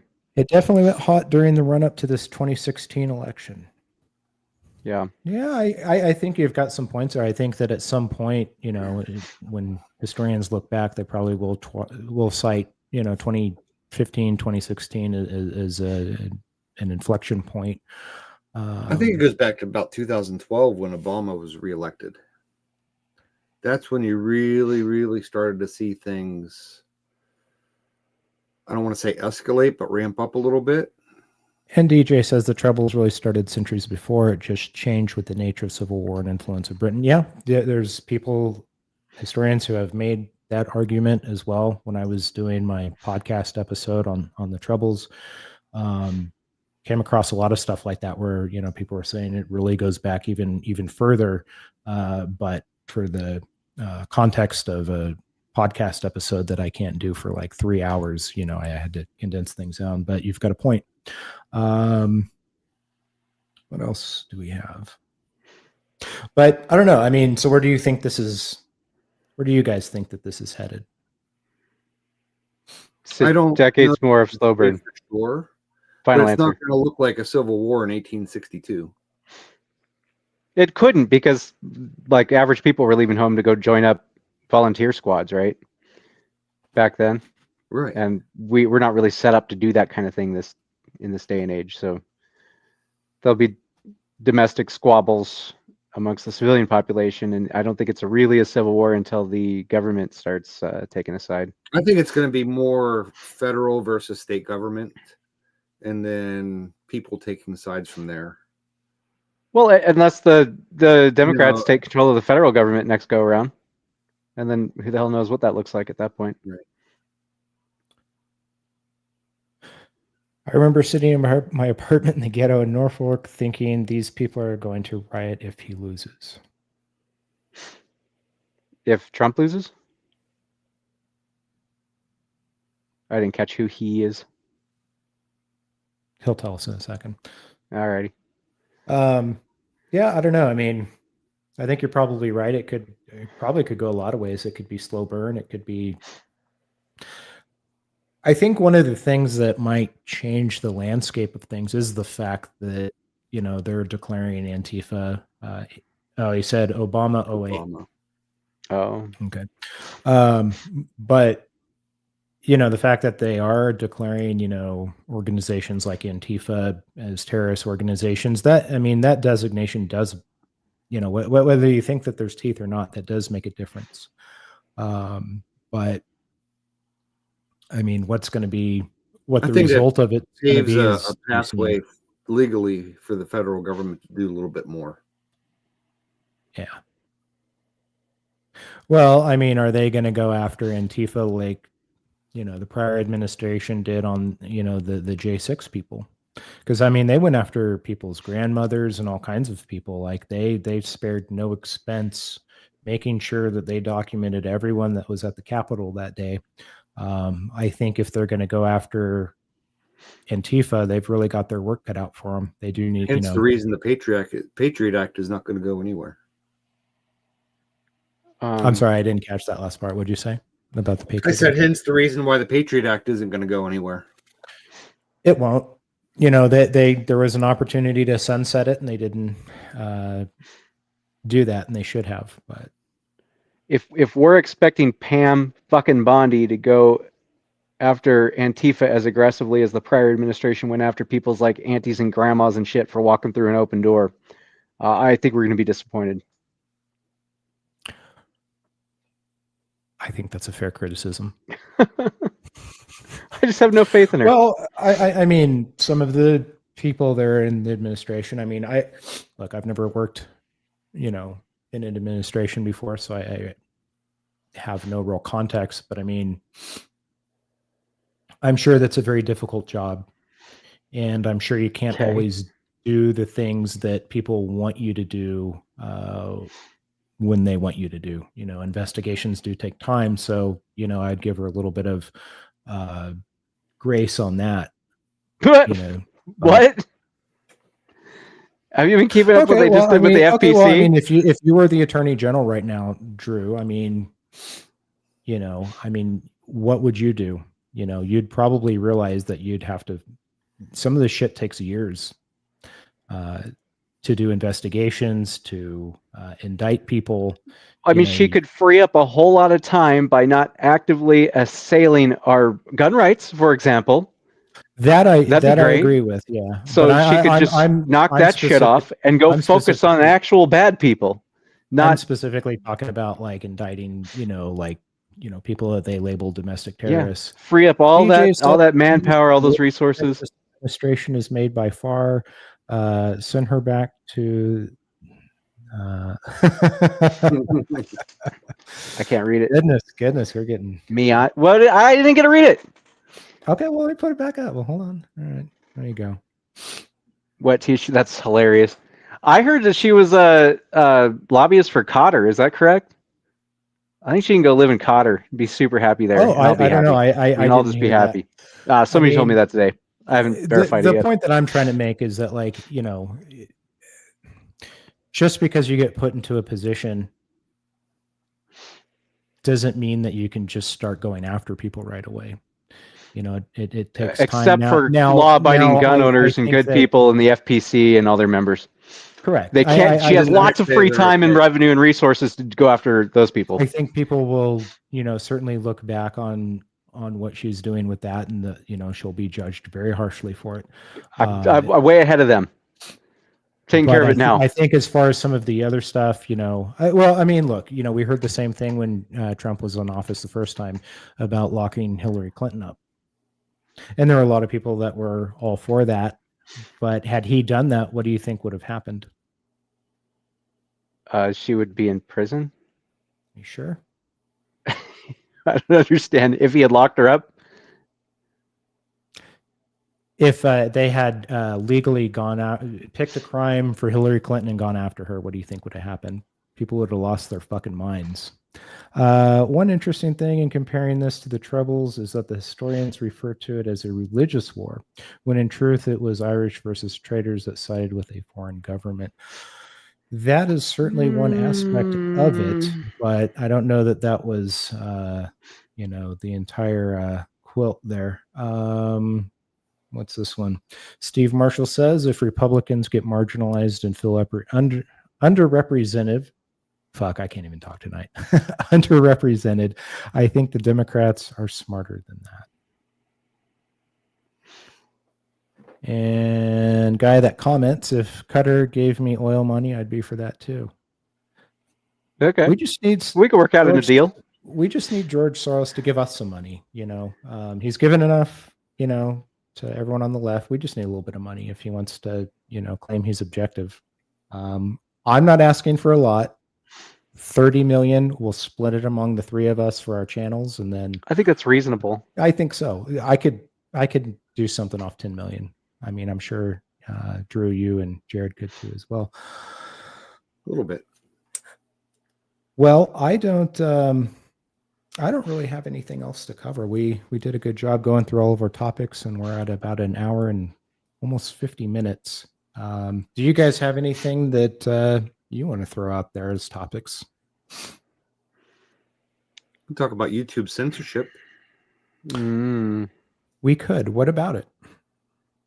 Grunt Proof's channel got taken down over the weekend here. Yes, it did. And as far as I know, it was put back up minus videos. He lost all his videos. All of them? Yeah, but I haven't checked throughout the day. That was as of this morning. It was back up minus videos. He put up a post saying that he submitted some sort of help request to try to get them back, but he wasn't going to upload 500 historical videos and just to have them taken down again until he can actually connect with them, and they've been ghosting him. That's the last I heard from him. Did they give him a strike and he appealed it, and then they said sorry, our bad? Or I think he had a I think they gave him a door in the ass. Yeah. And no comment. And I think it had a big old schlong attached to it too.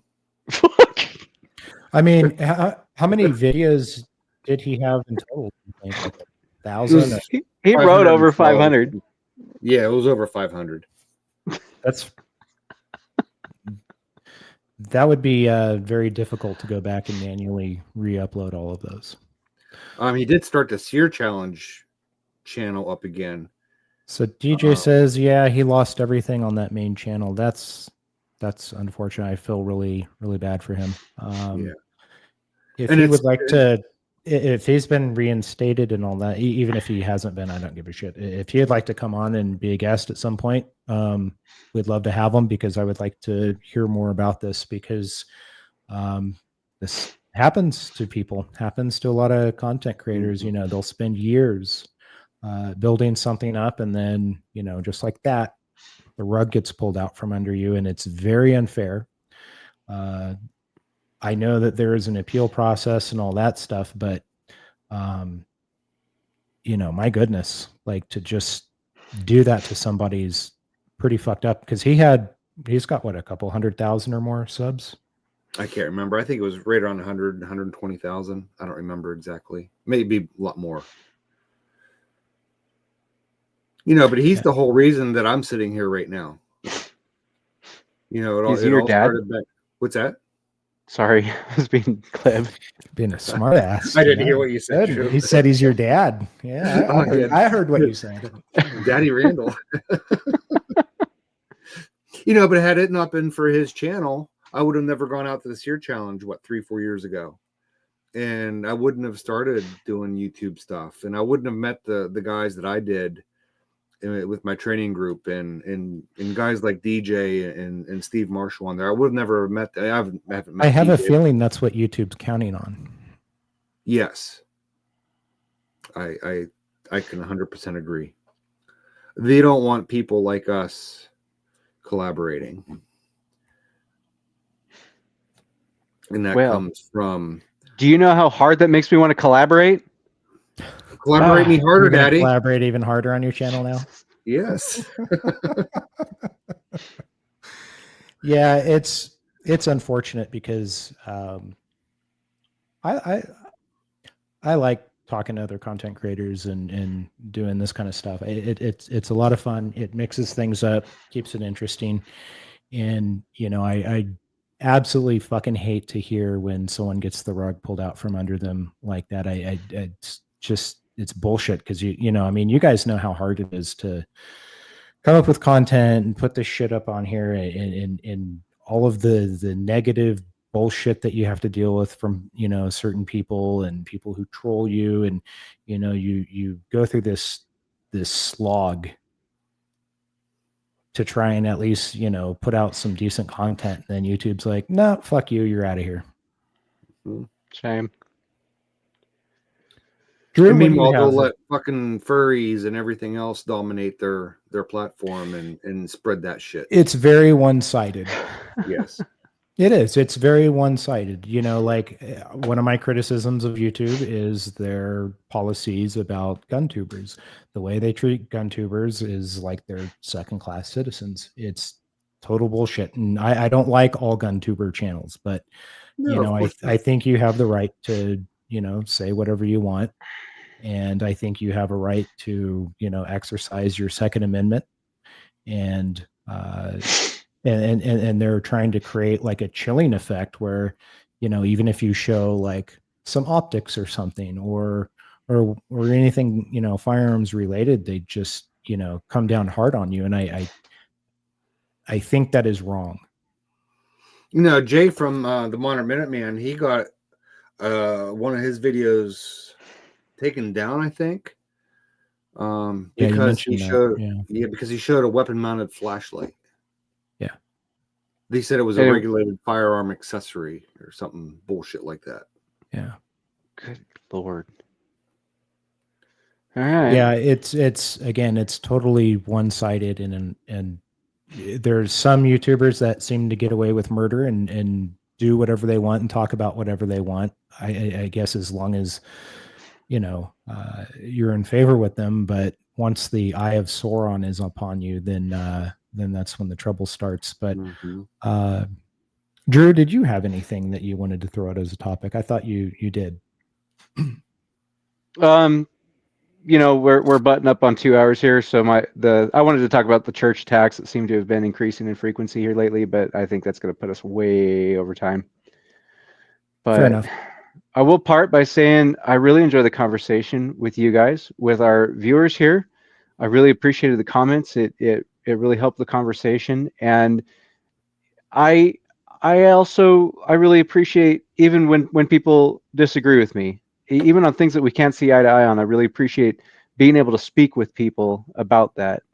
I don't see any other way out of this morass that we find ourselves in unless we can all talk to each other in good faith and express these opinions without getting shot in the neck. So I just am always going to welcome those conversations, those peaceful conversations, even if we part ways disagreeing, and I see no harm in that. And also to my kids, the whole schlong on the door thing, I can't explain that, but if you get your mom's phone, just go ahead and Google it on her phone, and and not yours. I'm sure just ask your mom. Yeah. And just leave it up, whatever you find. Just leave it up there so that she knows what you're doing. Right on the kitchen counter. She'll enjoy it. Jared, do you have anything you would like to close out with, sir? Nope, I think I've said my piece about doors and schlongs and We've done a lot of damage tonight, haven't we? We're gonna have to take this one down probably. Oh no! If YouTube doesn't beat us to it, we're probably not even live right now. It's probably been taken down. They just fixed the glitch. They moved us to the basement with our radio at a reasonable volume. Oh my gosh! Did I actually get a comment here at the very tail end in the home stretch? No shit. Somebody's texting here. We were just about to close the restaurant, and somebody fucking comes in with an order. It's an SNR request. Disregard. Sorry to get everybody's hopes up. Well, that's good. Love you all. Love our viewers. Yeah. Well, we'll wrap it up. Jared, Drew, as always, thank you. And also thanks to Phil for jumping on. You guys can catch him and Nick on the Matter of Facts podcast. They usually do their episodes on Thursdays, and it's always good to have them on to shoot the shit with us. Everyone in the chat, thank you guys. Appreciate you. And I guess we'll catch you all on the next one. And so I will close this out here. Thanks all. Good night. Thank you.